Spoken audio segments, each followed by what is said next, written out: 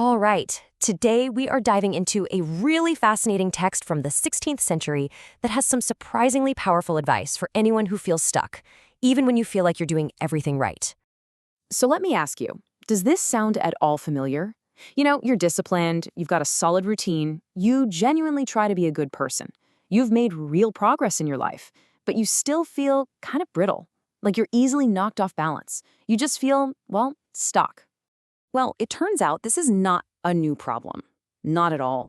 A Spanish mystic, Saint Teresa of Avila, described this exact spiritual plateau almost 500 years ago, and her insights are just startlingly relevant for us today. So let's break them down. Now, to really get her answer, we first have to understand the map she created for our inner lives. She had this incredible vision of the soul as a beautiful crystal castle, and inside this castle are many, many rooms, which she called mansions. Now, it's really important to get that this is a metaphor, right? The whole journey of life is about traveling from those outer courts deeper and deeper into the castle's center, which for her is where God dwells. Each set of mansions represents a different stage of our inner growth. So today, we're not starting at the beginning. We're heading straight for what she calls the third mansions. This is the spot for what she describes as numerous souls who have lived a regular and well-ordered life for years. We're talking about good people, the ones who are already trying really hard. But here's where it gets really interesting, because it's in this place of what looks like strength that a very specific and subtle problem starts to show up. Teresa makes this incredible observation.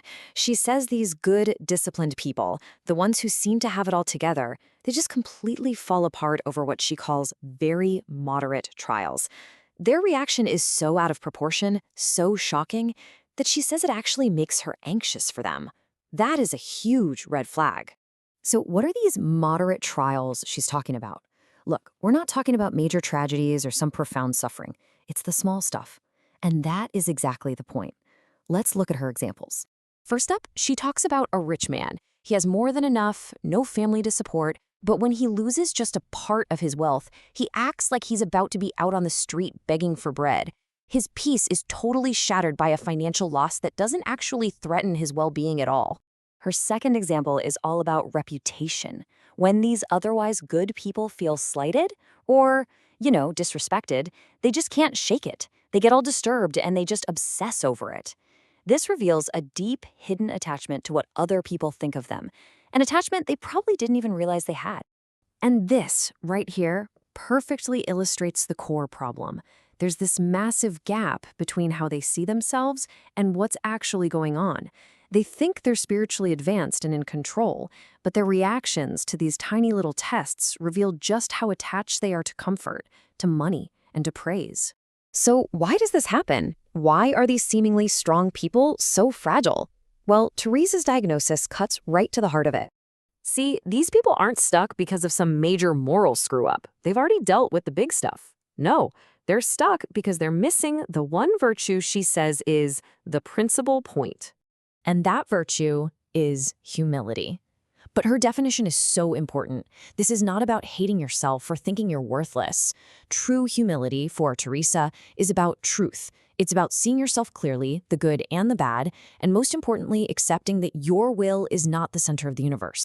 The people in the third mansions are still fundamentally operating out of self-will. They're serving God, sure, but they're doing it on their own terms. They want the spiritual life without the messy parts, without the losses, without the insults.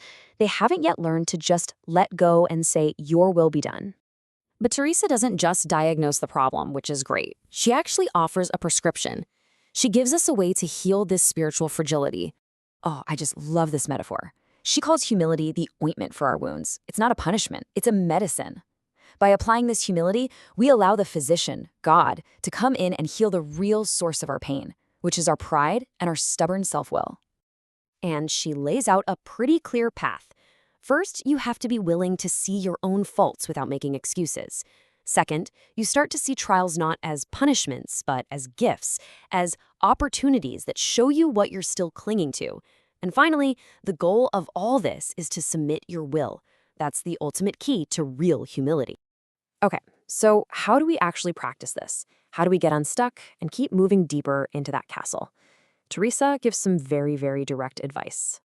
This right here might be the single most practical piece of advice in the whole chapter. Just stop. Stop judging, stop analyzing, and stop trying to fix everyone else. Turn that energy inward. Look at your own attachments, your own pride, your own reactions. In other words, where you put your attention, that's everything. If your focus is constantly on the faults of other people, you are going to stay stuck, period. If your focus is on your own need for growth, on surrendering your will, then you will finally start moving forward again.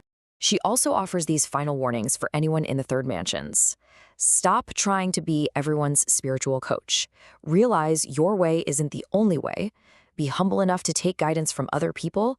And finally, be smart about it. Recognize you aren't as strong as you think you are just yet. Don't go putting yourself in situations that you know are going to test your weak spots. And that brings us to a final question for all of us to think about. After hearing all this, what's your moderate trial? What is that one thing, that comfort, that possession, that piece of your reputation that, if you lost it, would just completely wreck your peace? Because according to Teresa, the answer to that question points you directly to where you need to apply that ointment of humility to finally get unstuck.